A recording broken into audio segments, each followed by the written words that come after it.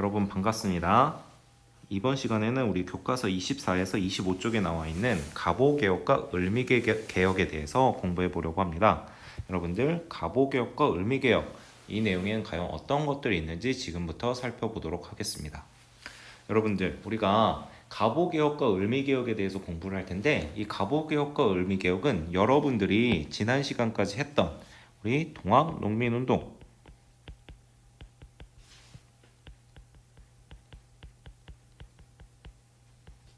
그리고 청과 일본이 치렀던 이 청일전쟁, 자, 이러한 내용이 이루어지고 있는 동시에 동학농민운동과 청일전쟁이 이루어지고 있는 동시에 함께 추진됐던 것이 이 가보을미개혁입니다. 자, 동학농민운동 청일전쟁이 일어나고 난 뒤에 가보개혁 을미개혁이 일어난 게 아니라 전라도 지역을 중심으로 해서 동학농민군이 전주성을 점령하고 그 위에 의음치 전투가 벌어지고 있는 지방 상황 속에서 중앙정부 한양에서는 이런 가보개혁과 을미개혁을 추진하고 있었다라는 것. 자, 이 사건들이 따로 떨어져서 일어난 게 아니라 동시대에 진행되고 있었다는 걸 여러분들이 먼저 알아둬야 할 겁니다. 자, 그러면 구체적으로 어떻게 개혁이 추진되는지 살펴보도록 합시다. 자, 먼저 근대적 제도개혁이 추진되다. 정부는 동학농민군의 요구를 반영해서 우리 정부와 동학농민군은 전주 하약을 맺었다고 했죠. 자, 그래서 자치기구인 직강소를 설치해서 외부 지역은 그들이 요구했던 대로 통치를 하고 또 내부에서도 중앙정부에서도 개혁을 추진해야겠죠. 자, 그래서 이런 요구들을 반영해서 자주적으로 개혁을 추진하기 위해서 교정청을 설치하였습니다. 자, 그런데 우리가 전주하약을 맺은 뒤 조선 정부는 청일 양국에게 군대를 철수해달라고 요청을 했는데 일본이 이를 무시하고 경복궁을 무단으로 점령한 다음에 조선의 내정에 간섭하기 시작합니다. 자, 그래서 이때 김홍집을 중심으로 한 내각을 일본이 강제적으로 구성하게 됩니다. 자, 그러면서 일본이 조선의 내정을 간섭한 상태에서 개혁이 추진되게 됩니다. 일본이 처음엔 강요해서 시작됐던 것이 이 가보개혁의 출발점이었어요. 자, 그래서 이때 개화파를 중심으로 해서 새롭게 만들어진 이 군국기무처에서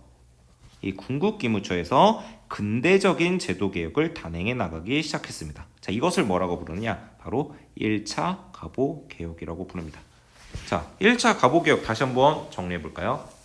자, 1차 가보개혁이 실시되게 된 이유는 일본이 경복궁을 무력으로 점령한 뒤 김홍직 내각을 구성해서 강제적으로 새로운 개혁 정책을 추진하게 했다. 자, 그러면서 이때 개혁을 추진하기 위해서 새롭게 만들어진 이 기구를 중심으로 해서 1차 가보개혁이 이루어지게 됐다. 자, 군국기무처를 중심으로 해서 근대적인 제도개혁을 단행해 나갔다는 거죠. 자, 우리가 지난 시간에 살펴봤듯이 이 청일전쟁에서 누가 승기를 잡죠? 자, 청일전쟁에서 승기를 잡은 일본은 이 군국기무처를 폐지하고 이제 군국기무처를 없었고 누굴 불러들이냐? 바로 박영효를 불러드립니다. 여러분들 박영효 어디서 들어봤죠?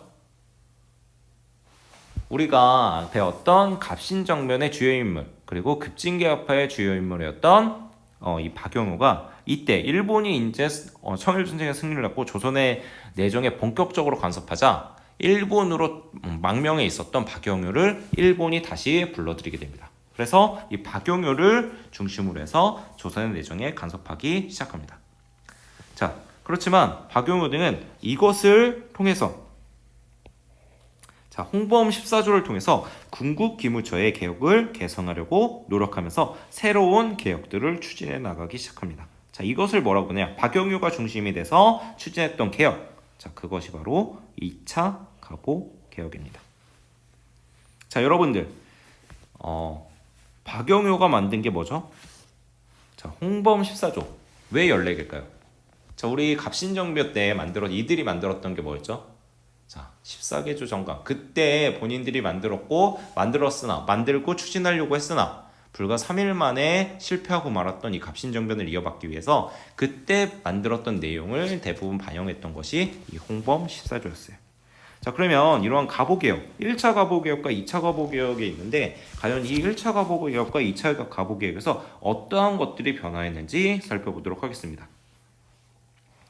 자, 먼저 가보개혁은 정치적으로 변화가 일어나게 되는데 먼저 첫 번째,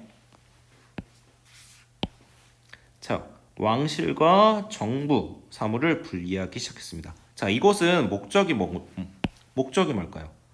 자, 왕권을 제한하고 왕의 권력을 제한하기 위한 제도를 시행했던 것이 이 왕실과 정부 사무를 분리했던 것입니다.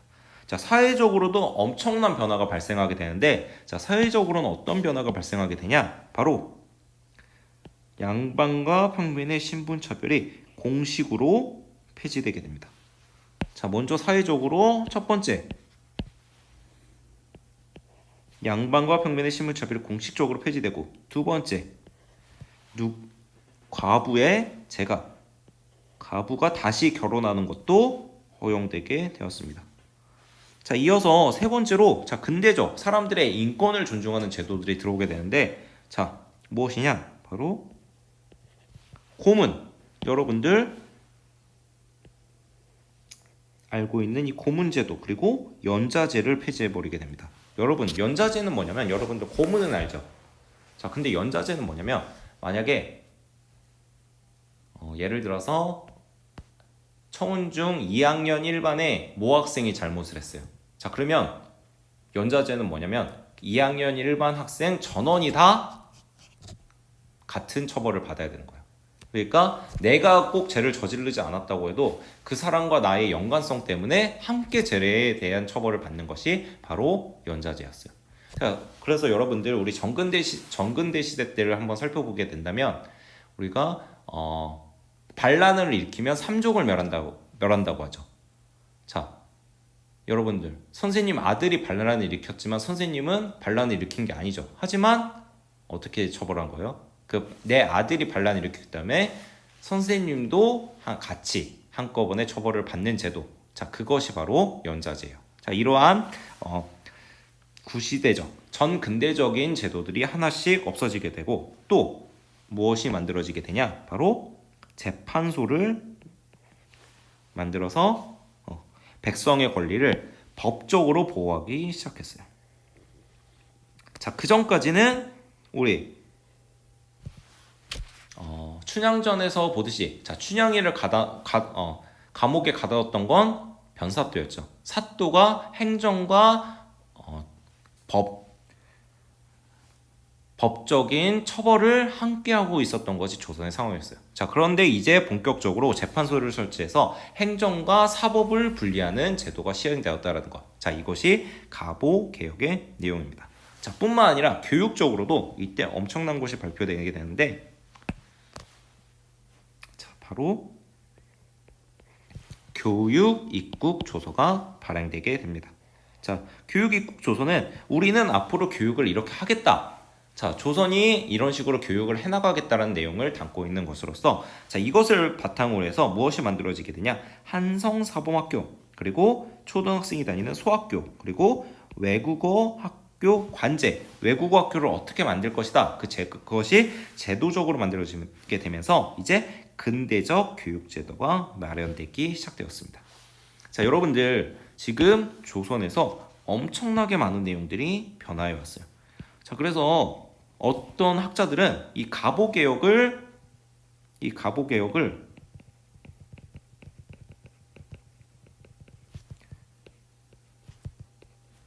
근대의 출발점으로 잡고 있는 사람도 있어요. 자, 조선이 군대국가가 언제 됐냐? 가보개혁을 시작으로 근대국가가 되었다라고 주장하는 학자들이 있어요. 왜냐? 가장 중요한 거. 자, 조선에서 이제 우리 역사상 처음으로 무엇이 사라지게 된 거죠? 바로 신분이 공식적으로, 국가가 우리는 이제 더 이상 신분이 없어 라고 하는 신분 차별이 공식적으로 폐지되었다라는 것. 자, 이것이 엄청나게 중요한 의미를 가지고 있어요. 자, 그러면서 이 가보개혁을 우리나라 근대의 출발점이라고 보고 있는 학자가 있을 정도로 이 가보개혁의 내용, 가보개혁에서 엄청나게 많은 것들이 변화했다. 그러면서 우리나라가 이제 근대 국가로 나아가는 중요한 출발점이었다라는 내용까지 여러분들이 알아줬으면 좋을 것 같습니다. 자, 그럼 이어서 이 갑오 개혁이 이렇게 추진되고 있었는데 그 다음에 자, 을미년에는 어떤 일이 있었는지 살펴보도록 하겠습니다. 자, 청일 전쟁에서 일본이 압도적인 승리를 거둬요. 자, 그냥 승리가 아니라 일본이 압도적으로 승리를 거둬요. 자, 여러분들 이 청일 전쟁이 일어나기 전까지 아시아에서 가장 강력한 해군력을 보유하고 있던 나라는 청나라였어요. 자, 그래서 유럽 열강들도 유럽에 당시에 엄청나게 강했던 나라도 청나라와 1대1로 전쟁을 치르는 건 위험하다. 그만큼 청나라의 해군력이 엄청나게 강하다라고 모두가 생각하고 있었어요. 자, 근데 웬걸 훨씬 더 약하다고 생각했던 일본이 이 청나라의 해군을 압도적으로 이겨버리게 됩니다.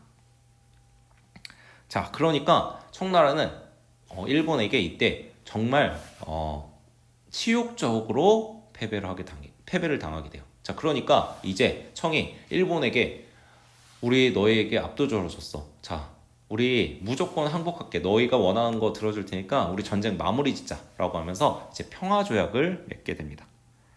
자, 여기서 일본이 압도적으로 승리를 거둬가지고 청나라는 일본이 요구하는 걸 다 들어줄 수밖에 없었어요. 자, 그래서 이때 엄청난 너희 때문에 우리가 전쟁을 치렀잖아. 그러면서 막대한 배상금. 자, 일본은 이때 막대한 배상금을 받고 또 랴오둥 반도를 차지하게 됩니다. 자, 이때 이 배상금이 어느 정도 수준이었냐면 일본이 3년 동안 정부가 쓰는 예산의 양을 이때 청나라로부터 배상금으로 받아가요. 또 이 랴오둥 반도, 자, 우리나라로 따지면 고구려가 차지하고 있던 영토를 일본에게 다 넘겨준다는 걸 청이 약속하게 돼요. 자, 그러니까 이 청이라는 모든 나라가 차지하고 싶은 땅에서 일본이 너무나도 거대한 권리를 갑자기 가져가게 된 거예요. 자, 그러니까 이 청에 접근하고 청을 자신들이 더 많은 영토를 차지하고 이권을 가져가고 싶었던 이 러시아가 다른 나라를 끌어들이게 돼요. 자, 어디를 끌어들이냐? 자, 독일, 프랑스, 너희도 청나라에서 권리를 가져가고 싶지? 자, 근데 일본이 우리가 지금 가져가야 될 권리들을 이번에 다 가져갔어. 자, 이거 이대로 놔두면 우리가 앞으로 청나라에서 더 이상 가져갈 게 없을 거야. 라고 하면서 러시아가 독일과 프랑스를 설득하게 됩니다. 자, 그래서 이 독일, 프랑스가 이 러시아의 협정 요청을 받아들여서 이 3국이 힘을 합쳐서 일본에게 압력을 가하게 됩니다. 자, 일본 너 지금 청이랑 조항 내용 맺은 거 보니까 너무 과해. 너희 그거 그렇게 맺지 마. 자, 근데 여러분들 일본 입장에서 이렇게 얘기를 하면 이걸 들을까요, 안 들을까요? 자, 당연히 안 듣겠죠. 자, 그러니까 이 3국이 어떻게 했냐? 이 3국이 함대를 일본에 파견합니다. 자, 3국이 함대를 일본을 파견해서 일본을 둘러싸요. 자, 그러면서 우리가 지금 요구하는 거 안 들으면 이 함대가 너희 본토를 공격할 거야 라고 하면서 일본을 둘러싸고 계속해서 군사적 압박을 가하고 있었어요. 자, 그래서 일본이 이곳에 결국 굴복하고 랴오둥 반도를 청에 다시 돌려주게 됩니다. 자, 이 사건이 무엇이냐? 바로 삼국 간섭이라고 불리는 사건이에요. 자, 여러분들 이게 삼국 간섭 사건으로 이 동아시아의 질서가 다시 한번 재편되게 됩니다. 자, 일본이 청을 물리치고 동아시아의 패자로 올라섰는데, 자, 그것을 누가 한번 또 눌러준 거예요? 러시아가 눌러주는 상황이 됐어요. 자, 그러니까 일본은 이 러시아에 대한 복수심에 불타고, 자, 조선 입장에선 지금 일본이 내정 간섭을 하고 있는데 이 일본을 눌러줄 수 있는 건 러시아네 라고 생각을 하면서 이 러시아에 접근해 가기 시작해요. 자, 그러면서 이 삼국 간섭을 계기로 고종은 러시아 세력을 끌어들여서 정권을 장악하려고 하였습니다.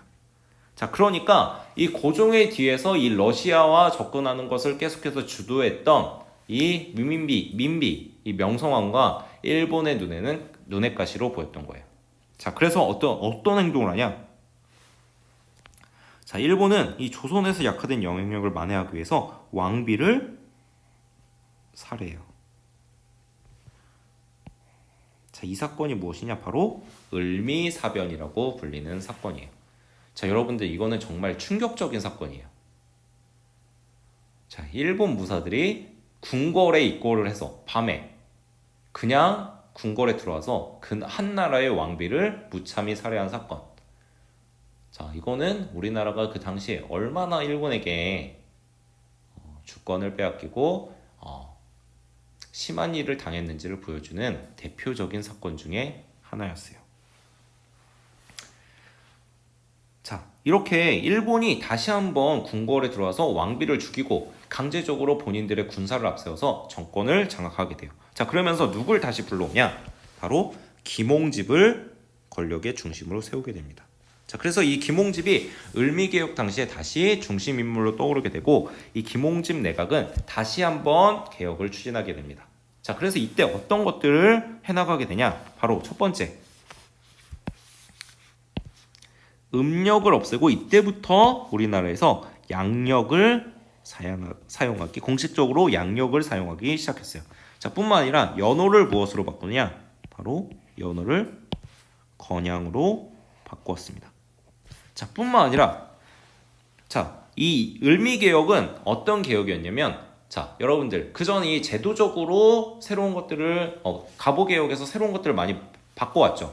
자, 여기서 활용점정을 찍고 싶었어요. 자, 여기서 바라보는 모델은 어떤 모델이었냐? 바로 일본에서 있었던 메이지 유신을 바탕으로 하고 있었어요. 자, 메이지 유신에서 일본은 무엇을 얘기하냐? 우리는 모든 것을 다 서양으로 바꿔야 된다. 자, 그래서 우리가 보여지는 모습도 서양식 의복을 입어야 되고 머리 스타일도 서양식으로 바꿔야 된다라고 하면서 개혁을 엄청나게 빠른 속도로 추진했단 말이에요. 자, 그래서 이 을미개혁에서도 그런 것들을 추진해 나가게 됩니다. 자, 그래서 일본에서 했던 것처럼 음력, 그동안 사용했던 음력을 없애고 이제 양력, 지금 우리가 쓰고 있는 이 양력 달력을 이때부터 쓰기 시작했고, 그 다음에 연호도 만들고, 그리고 우리는 생김새도 서양과 같아야 된다. 자, 그러면서 단발령을 급격하게 단행하게 됩니다. 자, 그리고 우편사무와 종두법을 시행하면서 새로운 개혁들을 추진해 나가게 됩니다. 자, 이러한 것들을 했던 것이 바로 을미개혁이에요.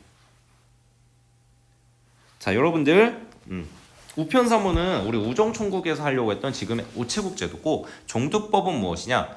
자, 바로 지금 여러분들 우리나라에서 가장 이슈가 되고 있는 것 중에 하나인 이 백신. 자, 백신을 이때 만들어서 사람들에게 접종하기 시작했던 것이 이 종두법이었습니다. 자, 그런데 이 을미사변과 이 단발령의 실시로 백성들이 어디에 대한 감정이 극도로 나빠지냐? 바로 반일 감정이 고조되고 있는 상황이었어요.